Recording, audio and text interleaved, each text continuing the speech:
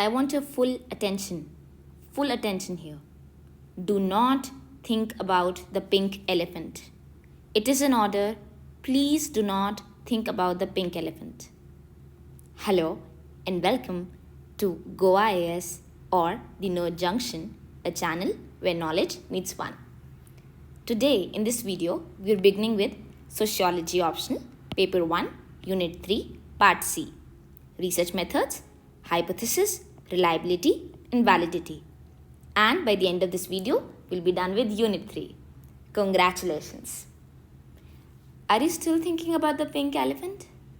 Well, just push that thought out of your head. I do not want you to think about the pink elephant. Why can't you stop thinking about it? Are you trying to push the thought out of your brain really bad but still can't think about it? Do you feel like the more you try to resist, the more it persists? जितना कम pink elephant के बारे में सोचना चाहोगे उतना ज़्यादा ही pink elephant के बारे में सोचते जाओगे. चलो, before we begin I will tell you about the mental control paradox.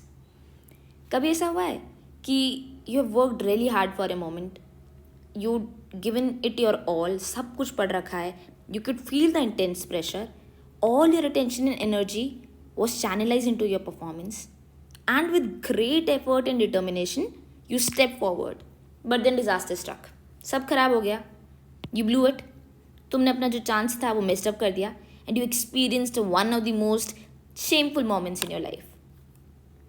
Well, अगर ऐसी फीलिंग तुम्हारे साथ कभी आई है, so don't think that it is a you problem or that you did not put in enough effort. It is the problem of the mental control paradox. What you did was, you thought about not thinking about the pink elephant. Still thinking about it? Well, here it goes.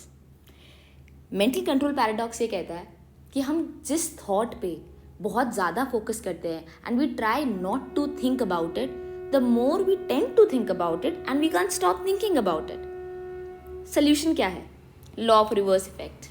It might seem stupid, पर जब बोलते हैं ना निष्काम कर्मा, या फिर जब कोई आइडियोलॉजी बोलती है stop caring about the results and the results will come, they just want to say one thing. They are trying to tell you that just stop fiddling around with the mental control paradox. The less you try to resist, the better it will be. The thought will leave your head without you even trying. But the more you try to resist, the difficult it will be for the thought to leave your head. Let us try to move past the pink elephant now. Let us start with the first topic, जो है hypothesis. Hypothesis होता क्या है?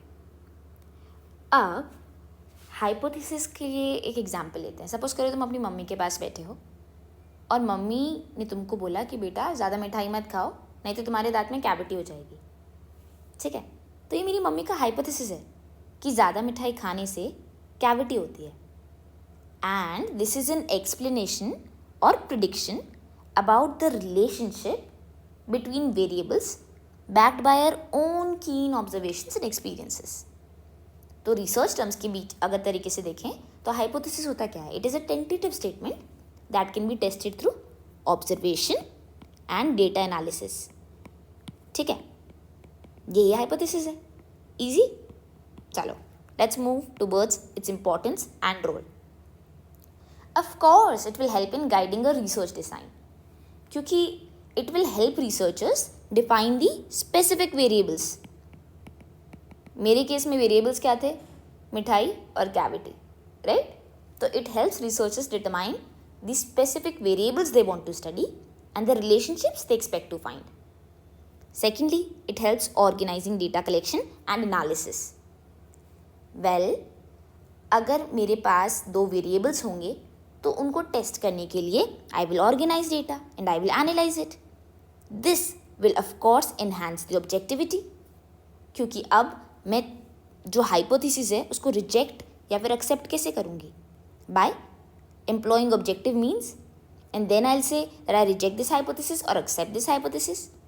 And of course, after I have done the rejection or acceptance, I will generate knowledge and it will help me to build a theory. Now, let us see correlation with the variables. अब देखो, hypothesis relation होता है variables के बीच में, ये पता है, पर किस तरीके का रिलेशन है, कौन कौन से रिलेशन पॉसिबल है? पहला है कॉजल रिलेशन, ये हम पढ़ चुके हैं। कॉजल रिलेशनशिप क्या होती है? Causality, cause and effect, already done. Associative relationship, ये भी हम पढ़ चुके हैं, याद है? कोरिलेशनल वेरिएबल्स, जो एक वेरिएबल दूसरे से रिलेट तो हो रहा था पर इनमें कोई कॉजालिटी नहीं थी। और थर्ड है कंपैरेटिव रिलेशनशिप।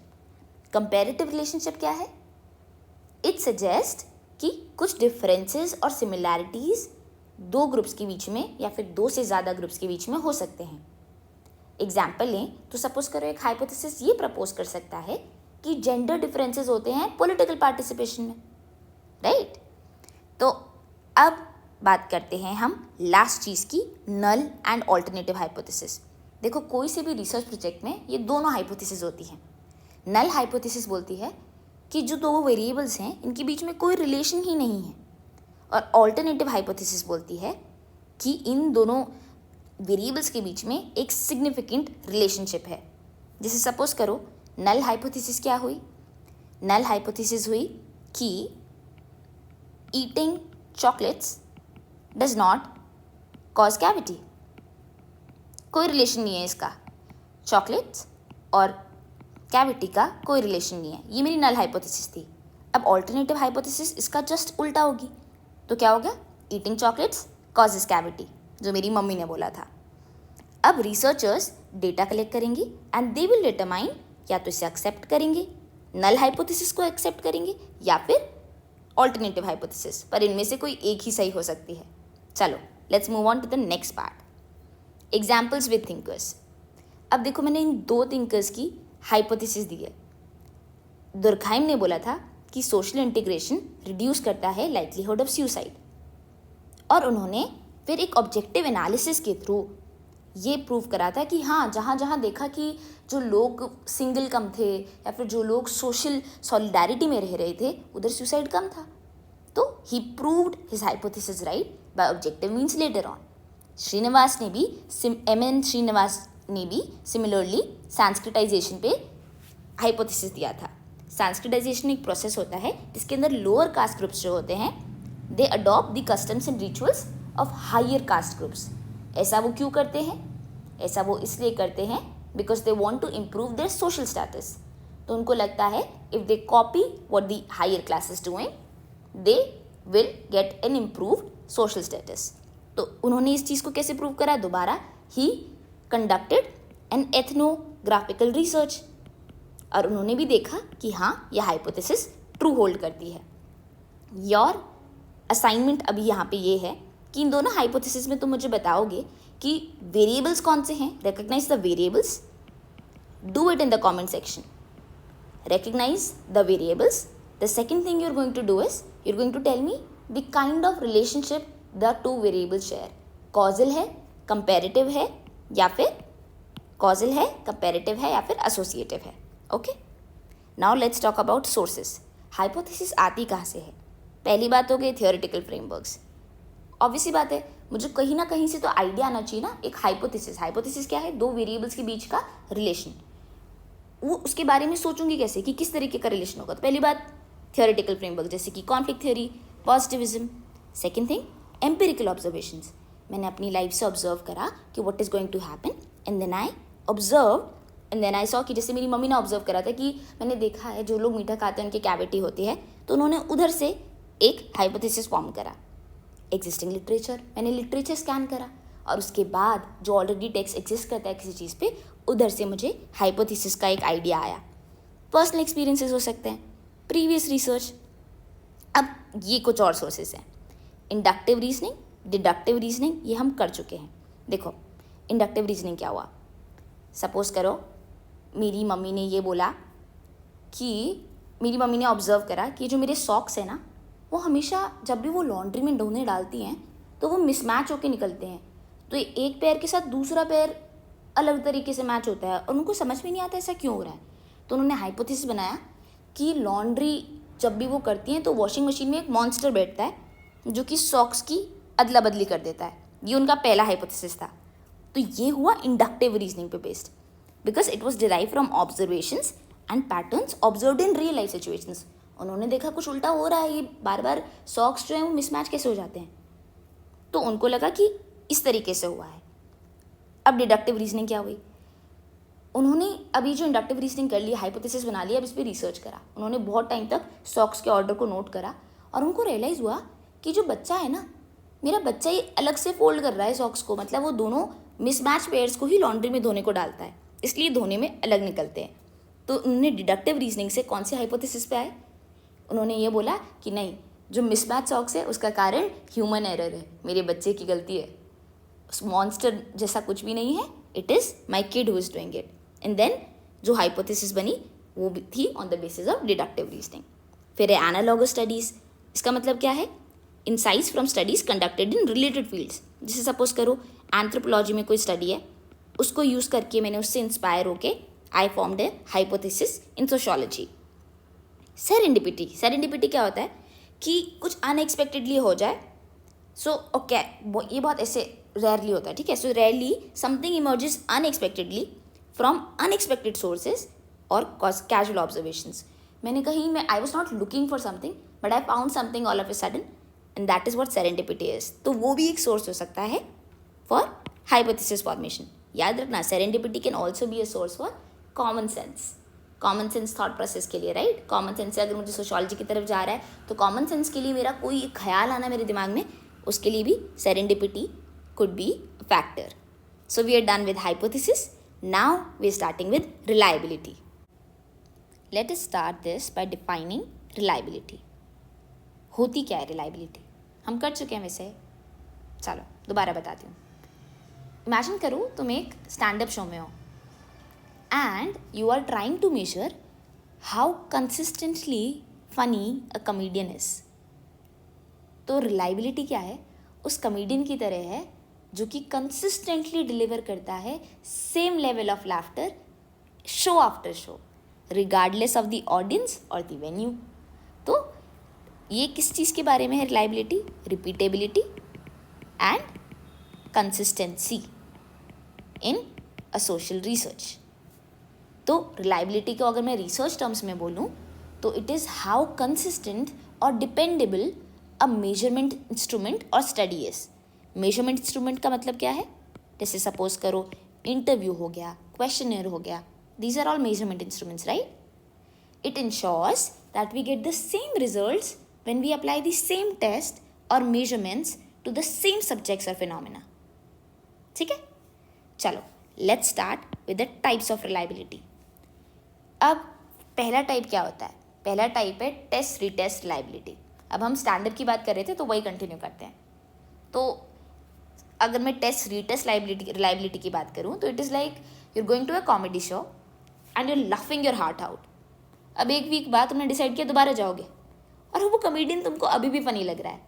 तो अगर वो तुमको कंसिस्टेंटली हंसा पा रहा है even after a week, that is a high test retest reliability.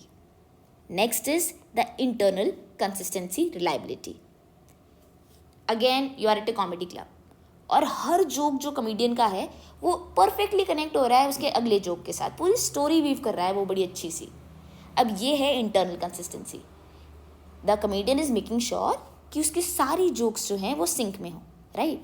तो रिसर्च में भी what you do is you ensure that there is a consistency of the items और questions within a measurement instrument.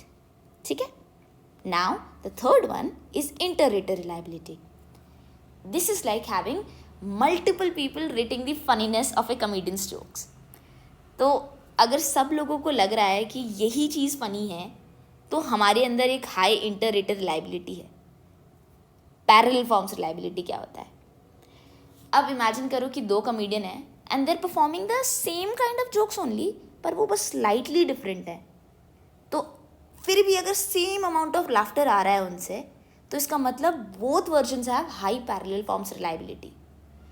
Basically it is like laughing equally hard at the different versions of the same joke. तो it is consistency of different versions of the same measurement instrument. I am so sorry for the background noise. चलो एक और चीज़ बता देती हूँ, just because I am giving ये comedian के एग्जाम्पल्स, मॉम का example, it doesn't mean you have to write this in paper. ये नहीं लिख कर आओगे. मैं तुमको थिंकर्स बताती हूँ, तुम वो लिख कर आओगे. तुम सोशियोलॉजिकल एग्जाम्पल्स लिखोगे. I weave this story so that you get this thing very easily. और अब तुम्हें समझ में आ रहा होगा, अगर रिकॉल करना होता है तो कितना आसान होता है. अगर मैं तुमको याद आएगा reliability, you quickly think of a comedian and then you will think about the types of reliability and it will be so easy to recall, क्योंकि तुम्हारे दिमाग में एक स्टोरी है. बट ऐसा मत कराना कि पेपर में तुम इस कमेडियन का एग्जाम्पल ही लिखाओ. That will not fetch you marks and I will not be responsible for that. Use your brain cells, इतना तो यूज़ करोगे. चलो, let's talk about the significance in social research of reliability. तब reliability important क्यों होती है? Reliability इसलिए important होती है कि firstly it ensures consistency and replicability of results. जैसे कि कमेडियन का joke kept making us laugh, reliable research findings को भी हम रेप्लिकेट कर पाएंगे and we can produce consistent results. Secondly, reliability enhances the credibility of findings. इसका मतलब क्या हुआ? जैसे कि इफ़ वी, देखो हम सबको चाहिए कि हमारा जो रिसर्च है ना वो ट्रस्टवर्दी हो. Everybody has confidence in the conclusions that we have drawn, right? तो इस चीज़ के लिए हमको रिलायबल मेथड्स पर रिलाई करना ज़रूरी होता है. जैसे कि, और if the comedian is reliable then he will make us laugh every time, right?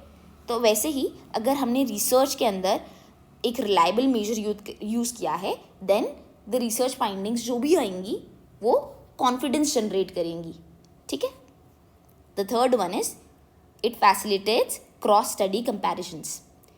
जैसे कि हमने दो कमेडियंस को कंपेयर करा था. Reliable research will also allow us to compare findings across different populations, different time periods or different contexts.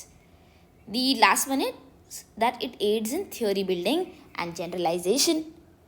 अब reliable measurements help the researchers to identify consistent patterns. अब जब consistent patterns recognize कर लोगे तो obviously बात है theories formulate करोगे and then you can make generalizations. So this is done. Let's move forward. अब यहाँ पे मैंने बात करी है measurement errors के बारे में. मेजरमेंट एरर्स क्या होते हैं? पहली बात आती है we have random errors. Random errors are unpredictable fluctuations in measurements. जैसे कि कमेडियन का सपोज करो एक ऑफ डे है and he is not delivering the jokes as hilariously as he usually does. तो इसकी वजह से क्या होता है? रिलायबिलिटी रिड्यूस होती है. अब अगर वो नहीं हंसा पाएगा मुझे तो रिलायबिलिटी तो कम होगी ना उसके ऊपर. तो रैंडम एरर्स की वजह से रिलायबिलिटी गेट्स रिड्यूस्ड. तो ये अनप्रिडिक्टेबल फ्लक्चुएशंस होते हैं. ठीक है. Then we have systemic errors. These are consistent biases और inaccuracies in measurements. It is like suppose करो जो कमेडियन है they only tell jokes to appeal to a certain group of people, बाकी सबको छोड़ देता है. तो ये सिस्टमेटिक एरर है ना. It can decrease both reliability and validity. ठीक है. Now let's talk about the sources of errors. अब ये sources of errors और methods to enhance reliability जो है ये बहुत ईजी है. अब कैसे errors कैसे आएंगे ये पढ़ना, ये मैं तुमको पढ़ाऊँ ये इंपॉर्टेंट नहीं है. You can read this and you understand कि हाँ रिलायबिलिटी में एरर्स कब आएंगे? जब मेरे क्वेश्चन अच्छे से वर्डेड नहीं है या फिर मैंने जो ऑब्जर्वर्स है उनको अच्छे से ट्रेन नहीं करा है, स्टैंडर्डाइजेशन नहीं था प्रोसीजर में. This is nothing that I should teach you. You will figure this out on your own. पर मैंने इसे लिख दिया है जैसे you have the list right here. और जो भी सोर्सेज ऑफ एरर्स है इसका right opposite methods to enhance reliability हो जाएगा. So with this we are done with reliability. Let's move on to the next and the last topic जो कि है वैलिडिटी. चलो पहले let's see what's validity all about. अब इस comedy वाले ही एग्जाम्पल को लेट्स कंटिन्यू जिससे तुम सीमलेसली डिफरेंस समझ पाओ between reliability and validity. Suppose करो भाई कि तुम एक कॉमेडी कॉन्टेस्ट अटेंड कर रहे हो. Now this time it is a contest. ठीक है. और जो विनर है वो किससे डिटरमाइन होगा? जो कि रियली कॉमेडी का बादशाह है, जो एसेंस है कॉमेडी का, that will be the winner. तो वैलिडिटी क्या है? इट इज़ लाइक द जजेस ensuring that the winner truly embodies the comedic spirit. ठीक है. और ऐसा नहीं हो रहा हो कि एक या दो बार तुक्का लग गया and he crack jokes randomly in एक या दो परफॉर्मेंसेस. तो रिसर्च टर्म्स में validity refers to how accurately a study or measurement instrument captures and represents concepts constructs or variables it intends to measure. तो इट इज़ लाइक इंश्योरिंग कि जो comedian जीत रहा है कॉन्टेस्ट को वो जेन्युइनली हिलेरियस है and he is not just faking it. अब types of validity पढ़ते हैं. देखो, सबसे पहले है इंटरनल वैलिडिटी. इंटरनल वैलिडिटी बिल्कुल ऐसी होगी जैसे कि जजेस दे आर मेकिंग श्योर कि जो विनर है वो जेन्युइनली डिजर्व करता है टाइटल. ठीक है, तो internal validity focuses on establishing a causal relationship between variables and they are basically ruling out alternative explanations. Next we have external validity. अब external validity क्या होती है? इमेजिन करो जो विनर था कॉमेडी कॉन्टेस्ट का वो बाहर गया, बाहर की दुनिया में, तो उसे वहाँ पर भी तो फेम मिला. अब इसी को एक्सटर्नल वैलिडिटी बोलते हैं. It examines how well the research findings can be applied to populations और context beyond the specific study. ठीक है, अब बात करते हैं कॉन्स्ट्रक्ट वैलिडिटी की. जैसे जजेस इवैल्यूएट कर रहे थे कि कॉमेडियन सही में अच्छा है या नहीं, कॉन्स्ट्रक्ट वैलिडिटी असेस करती है कि how well a measurement instrument is capturing the intended theoretical construct. तो वो चेक करती है कि जो ऑपरेशनल डेफिनेशन है ना वो अलाइन कर रही हो कॉन्सेप्चुअल डेफिनेशन के साथ.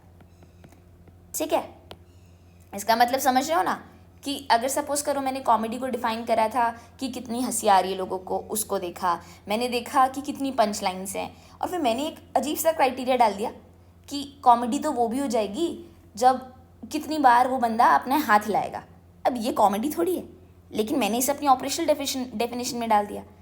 ठीक है, लेकिन मेरे को चेक करना है कि मेरी ऑपरेशनल डेफिनेशन जो कॉमेडी की है, जैसे कि हाथ हिलाना, जो कि नहीं है सही, असली में कॉमेडी की डेफिनेशन तो ये नहीं हो सकती है, वो अलाइन कर रही है क्या कॉन्सेप्चुअल डेफिनेशन के. तो conceptual definition of comedy will not cover my waving of hands, right. So construct validity helps me do that. Ecological validity क्या होती है? It takes us into the realm of real world applicability. देखो, ये ensure करती है कि जो research findings हैं वो रेलिवेंट रहें और एप्लीकेबल रहें टू नेचुरलिस्टिक या फिर real life settings.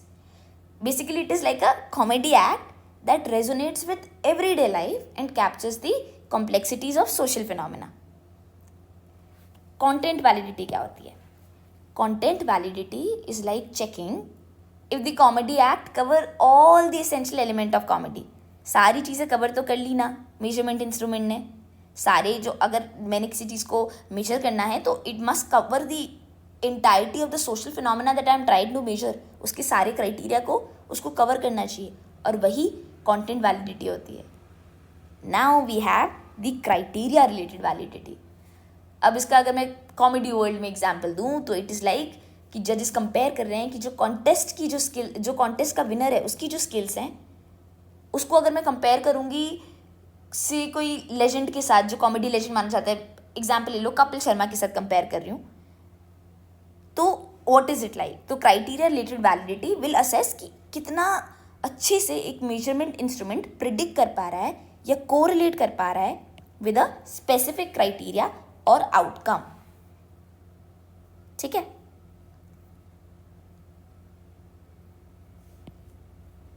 Last we have construct validity. Lastly, we have construct validity. It evaluates how well a measurement instrument captures the underlying theoretical construct. By examining the relationships between the instrument and other variables, we gather evidence of its validity. Clear है ये सब? These are the types of validity. Now let's move on to the significance of validity in social research. तो सबसे पहले तो validity ensure क्या करती है कि there is accuracy and truthfulness of findings, क्योंकि हम चाहते हैं कि हमारा रिसर्च जेन्युइनली रिप्रेजेंट करे जो सोशल फिनोमेना की हम बात करना चाह रहे हैं. तो valid research will help us build a strong empirical foundation, right. Secondly, it enhances the credibility and trustworthiness of research. अब ये वही तो पॉइंट्स है जो हमने रिलायबिलिटी में पढ़े थे. So you know what I am trying to से.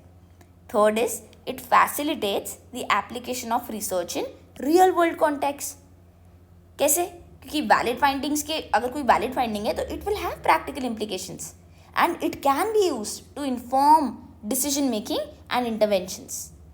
तो ये चीज़ भी इम्पोर्ट मतलब इसका सिग्निफिकेंस, वैलिडिटी का सिग्निफिकेंस ये भी रहता है कि we can apply it to real life settings, क्योंकि जो अगर वैलिड रिसर्च होगी उसका कुछ प्रैक्टिकल इंपॉर्टेंस डेफिनेटली होगा. Lastly, it contributes to theory development and advancement. Obviously बात है, a valid research will help us in a theory development. Now let's talk about threats to validity. पहला threat तो आ गया सिलेक्शन बायस. Selection बायस, चलो जैसे बताएं तो सिलेक्शन बायस हो गया कि सपोज करो ऐसे जजेस हैं जो सिर्फ एक ही स्टाइल ऑफ कॉमेडी को अप्रिशिएट करते हैं, तो this will lead to a bias, right. और जो भी रिजल्ट आएगा वो अनजनरलाइजेबल होगा, क्योंकि हमको पता है कि जो जजेस थे वही बायस थे, राइट. तो there was a selection bias. Then we have measurement bias. It occurs when measurement instruments consistently they are producing distorting or misleading results. ठीक है. Third one is social desirability bias. अभी हम पहले भी पढ़ चुके हैं. तो बेसिकली जब पार्टिसिपेंट्स आंसर करना चाहते हैं, रिस्पॉन्ड करना चाहते हैं ना सोशल डिजायरेबल वे, तो they might tailor their responses in a way so that they seem socially desirable, but it might not reflect the true picture. This will affect the validity. So it is a threat to validity. The fourth one is, and the last one is, confounding variables. Confounding variables बिल्कुल उन unexpected guest की तरह है जो कि एक comedy show को crash कर देते हैं और बड़ा मुश्किल कर देते हैं ये बताना कि असली में कॉमेडियन का परफॉर्मेंस कैसा था. ठीक है. तो that is what confounding variables is like. अब ये लास्ट पॉइंट जो है, it is the relation between reliability and validity. देखो, रिलायबिलिटी जो है ना वो एक नेसेसरी कंडीशन है फॉर वैलिडिटी, बट सफिशिएंट नहीं.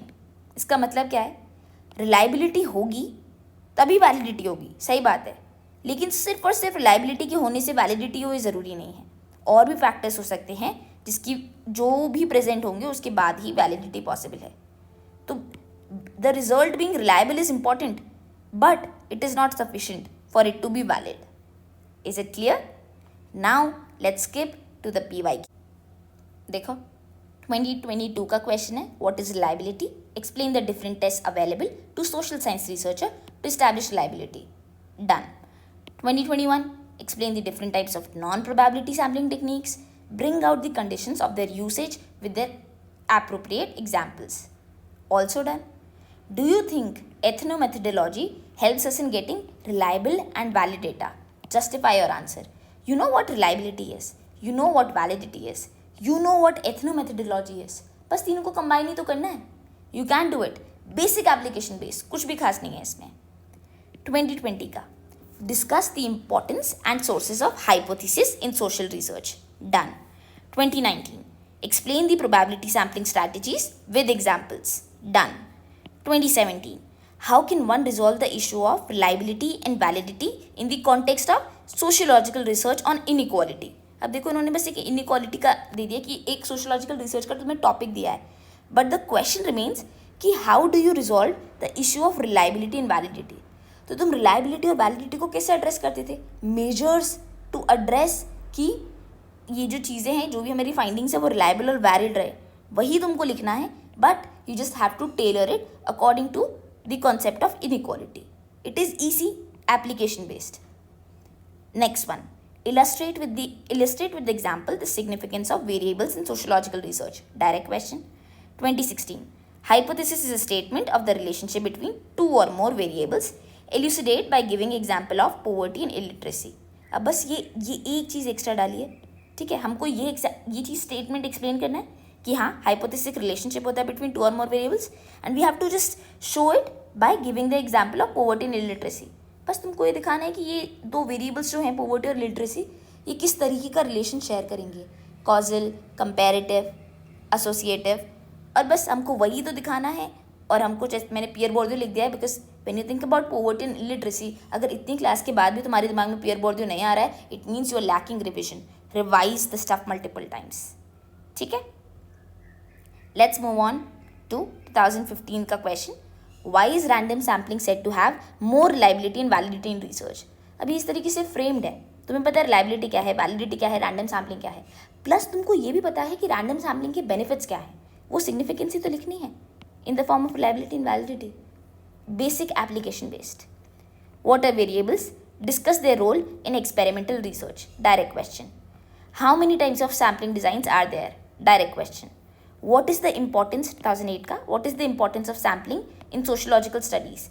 Distinguish between simple random sampling, stratified random sampling. Direct question. Importance and sources of hypothesis in social research. Direct. 2010 का देखते हैं. Write short note on serendipity.